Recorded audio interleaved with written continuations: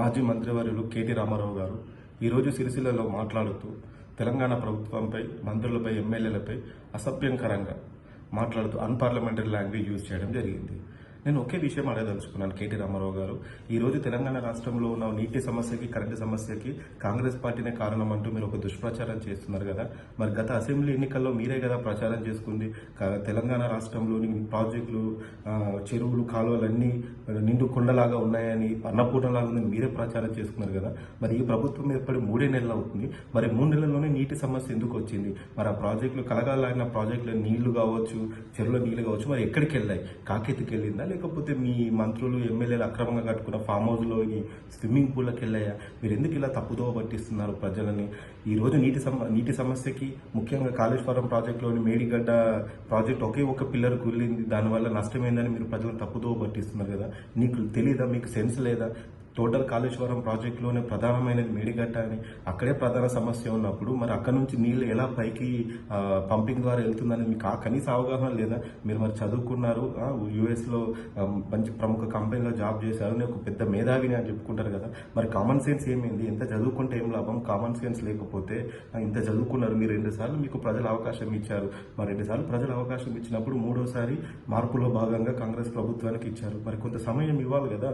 మరి మిగులు బడ్జెట్తో రాష్ట్రాన్ని మీ చేతిలో పెట్టారు తెలంగాణ ప్రజలు. మరి మిగులు బడ్జెట్తో వచ్చిన రాష్ట్రాన్ని దాదాపు 6.5 లక్షల కోట్ల అప్పుల ఊబిలోకి నెట్టారు.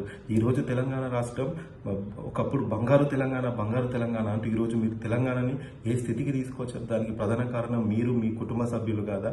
ఎందుకు ఈ విధంగా ప్రజలను మీరు తప్పుదోవ పట్టించే ప్రయత్నం చేస్తున్నారు? ఒక్కటి గుర్తుపెట్టుకోండి, మీరు ఎన్ని కుప్పిగంతులు వేసినా, మీరు ప్రజలను ఎంత తప్పుదోవ పట్టించినా, ఎంత దుష్ప్రచారం చేసినా, రేపు రాబో పార్లమెంట్ ఎన్నికల్లో మీ బీఆర్ఎస్ పార్టీ గెలవబోయే స్థానాలు 0.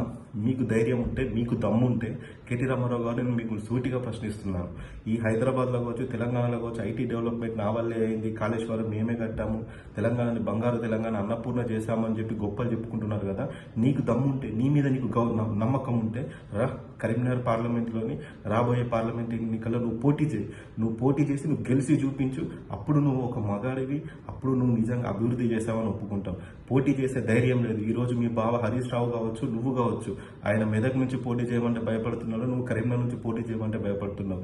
ఎందుకు? మీరు చేసిన అవినీతి, అక్రమాలు, అరాచకాలను ప్రజలు ఇంకా మర్చిపోలేదు. రేపు రాబోయే పార్లమెంట్ ఎన్నికల్లో కూడా మెజారిటీ స్థానంలో మీకు డిపాజిట్ కూడా రాదు. ప్రజలు అంత కసితో ఉన్నారు. ఇకనైనా మారండి. ప్రజలు ఎన్నో ఆశలతో మీ చేతిలో పెడితే మీరు ఈ రాష్ట్రాన్ని అప్పుల రాష్ట్రంగా మలిచారు. అక్రమాలు, అవినీతి, భూ కబ్జాలతో ఈ రాష్ట్రాన్ని మీరు అన్ని రకాలుగా దోచుకున్నారు. అవన్నీ బయటికి తీస్తుంది మా కాంగ్రెస్ ప్రభుత్వము, మా ముఖ్యమంత్రి రేవంత్ రెడ్డి గారు. ఇవన్నీ బయటికి తీసి ఖచ్చితంగా ఇవన్నీ ప్రజల ముందు పెడతాము. ఒక్క కాళేశ్వరమే కాదు, మీరు చేసిన అవినీతి, అక్రమాలు ప్రతి డిపార్ట్మెంట్ను అన్ని బయట పెడతాము.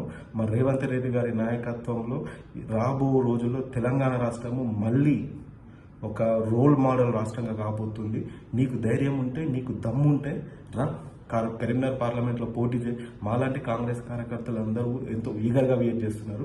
కసి దీర కొడతాం మీ బీఆర్ఎస్ పార్టీని, బొంద పెడతాం. అదే మేడిగడ్డ కుంగిపోయిన పిల్లర్ కిందే తవ్వి మీ బీఆర్ఎస్ పార్టీని బొంద పెట్టడానికి తెలంగాణ ప్రజలు సిద్ధంగా ఉన్నారు. నీకు ధైర్యం ఉంటే నువ్వు పోటీ చేయి. పోటీ చేసి అప్పుడు నువ్వు మగారు అని ప్రూవ్ చేసుకో. ఇట్లు పోతిరెడ్డి రాజశేఖర్ రెడ్డి.